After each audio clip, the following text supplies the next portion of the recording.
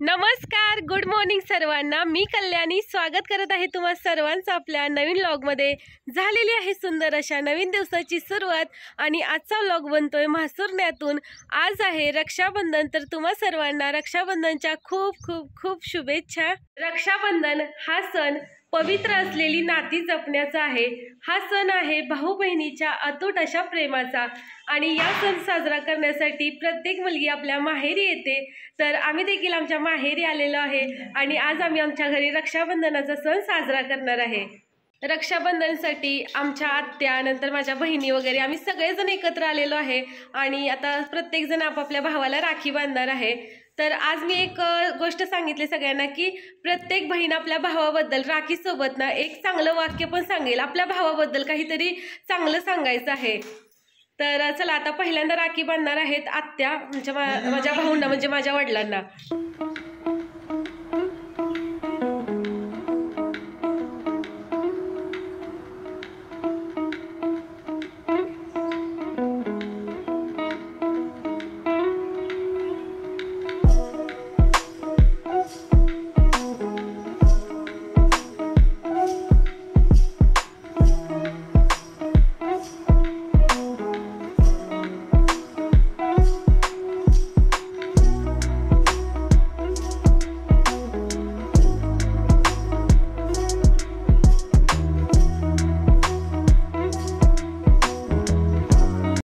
आता त्यांच्या भावाबद्दल एक शब्द किंवा एक लाईन बोलतील।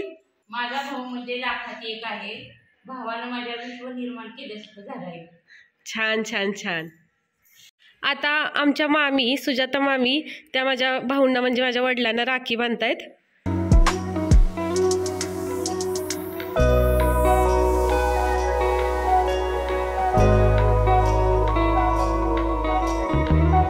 ठिकाणी माझी नित्तू बसलेली आहे आणि नित्तूला राखी पाहिजे, तर आता मी तिला राखी बांधते।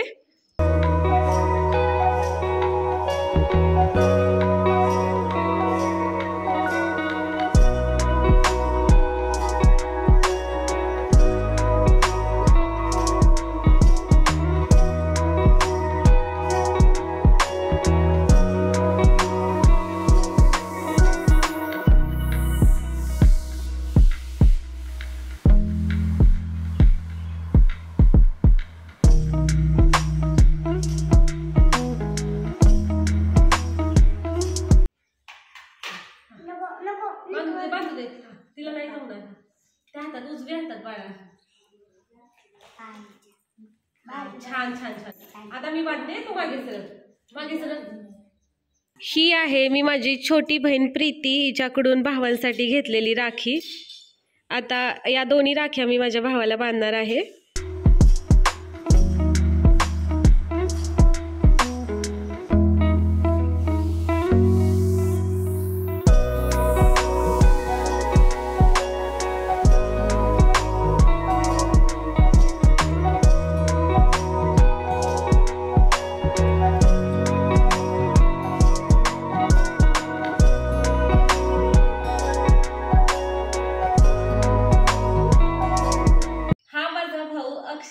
आमच्या सर्वांचा खूप लाडका आहे आणि खूप गुणी आहे माझा भाऊ आणि माझ्या भावावरती माझं खूप प्रेम आहे।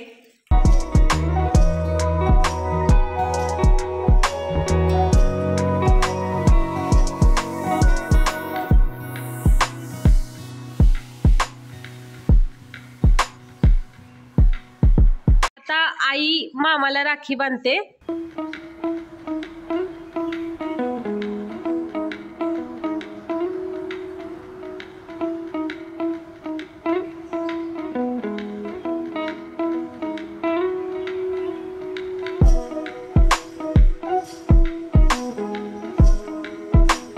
मामाने आईसाठी छान अशी साडी आणलेली आहे, रक्षाबंधनचं गिफ्ट खूपच मस्त आहे। सकाळ सकाळी आम्ही रक्षाबंधनाचा कार्यक्रम केला। अजून माझ्या दोन भावांना राखी बांधणं बाकी आहेत, ते थोड्या वेळाने येतील, त्यावेळी राखी बांधायची त्यांना। तोपर्यंत मी जुन्या घरात आले होते आणि जुन्या घरात आलं की आमच्या लहानपणीच्या सगळ्या आठवणी त्या जाग्या होतात, त्यामुळे इथला व्हिडिओ न करता मन काही राहावेनाच। खूप वर्षापूर्वी आम्ही हे पेरूचं झाड लावलं होतं आणि या झाडाला पेरू बघा ना, पानं कमी आणि पेरू जास्त दिसत आहेत। घराच्या बाहेर लावलेली ही झाडं बघा ना किती उंच आलेली आहेत. नारळाच्या झाडाला तर खूप जास्त नारळ येतात आणि ते खाली पण पडत असतात. आम्ही जेव्हा येतो ना गावी तेव्हा इथले नारळ उचलून आणतो, त्यातलं पाणी पित असतो. हे आमचं गावाकडचं जुनं घर. आता सगळे नवीन घरात राहायला गेले आहेत, त्याच्यामुळे हे घर असं बंदच असतंय. ज्या काही नको असलेल्या वस्तू आहेत त्या आता इथे ठेवलेल्या आहेत. हे घर जरी जुनं झालं असलं तरी आमच्यासाठी ह्या घरातील आठवणी ह्या अजून ताज्याच आहेत. या घरात घालवलेला प्रत्येक क्षण, या घरात घालवलेला प्रत्येक वेळ आणि या घरातील आठवणी या कधीच न विसरू शकणाऱ्या आहे. रक्षाबंधन निमित्त आजच्या जेवणाचा स्पेशल मेनू आहे गुलाबजामुन, पनीरची भाजी, जिरा राईस भात. या सर्वांनी जेवायला.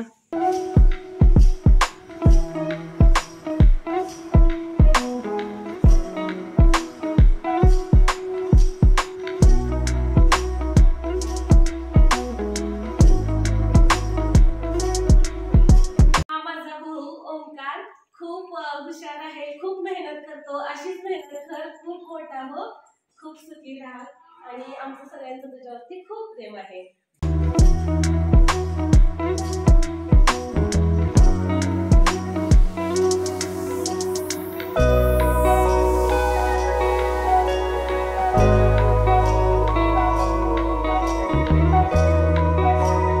हा माझा छोटा भाऊ प्रथमेश खूपच गुणी मुलगा आहे, खूप समंजस आहे, सर्वांचा खूप आदर करतो.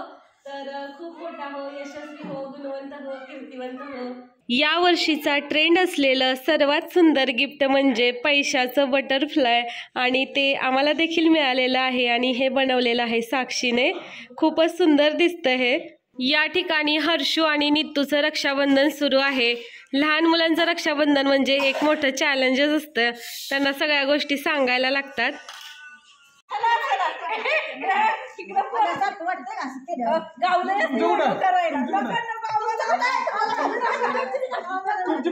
या आहेत माझ्या आत्या म्हणजेच माझ्या सासूबाईंच्या बहिणी. या देखील रक्षाबंधनसाठी आलेला. सगळ्यांनी छान रक्षाबंधनचा कार्यक्रम साजरा केला. सर्वांनी छान पद्धतीने रक्षाबंधनाचा कार्यक्रम साजरा केला आणि आता आम्ही चाललेलो आहे यमाई देवीचं दर्शन घ्यायला. सगळेजण गाडीत बसलेले आहेत. चला आता निघूया आपण औंधला जाण्यासाठी.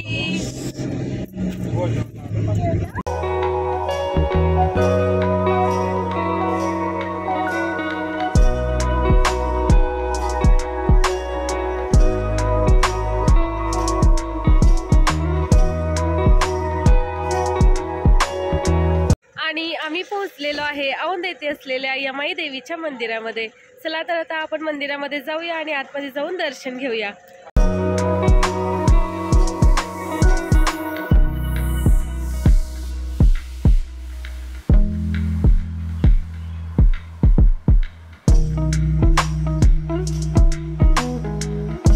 हे आहे मंदिराचं शिखर.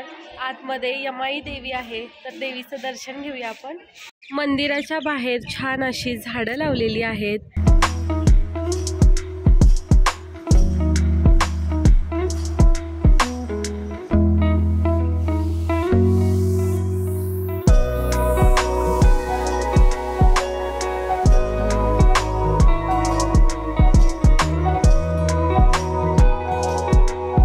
सर्वांनी मंदिरात छान असं दर्शन घेतलेलं आहे.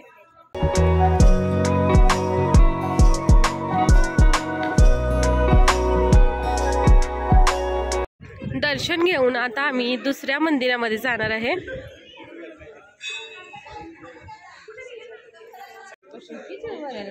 काय म्हणाली पप्पाला तू?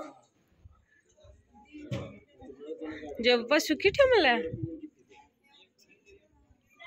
या आहेत मंदिराजवळ असलेल्या परड्या. याच्यामध्ये मीठ पीठ वाहिलं जातं, हळदी कुंकू लावून याची पूजा केली जाते.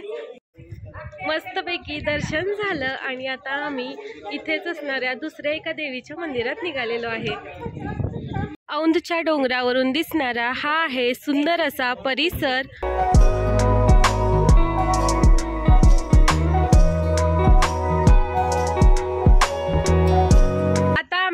आहे तळ्यातील देवीचं दर्शन घेण्यासाठी.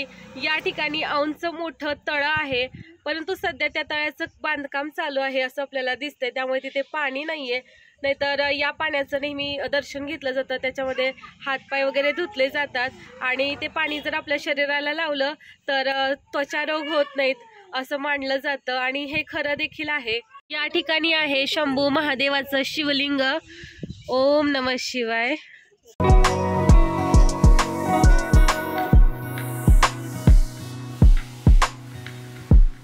मोकळाई देवी मंदिरामध्ये देवीचं दर्शन घेतलं आणि त्याच मंदिरा शेजारी एका दुसऱ्या देवीचं मंदिर आहे, आता तिथे चाललेलो आहे. या ठिकाणी शंभू महादेवाचं मंदिर आहे. शिवलिंगाचं दर्शन इथे झालं आपल्याला. सर्व मंदिरात दर्शन घेऊन झालेलं आहे.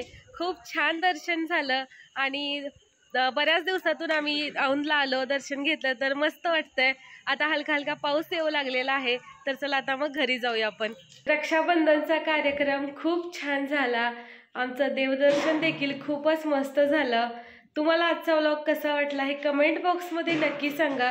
जर तुम्ही आपल्या चॅनलवर नवीन असाल तर चॅनलला सबस्क्राईब करा, व्हिडिओला लाईक करा, आपले व्हिडिओ जास्तीत जास्त शेअर करा. बाय, गुड नाईट सर्वांना.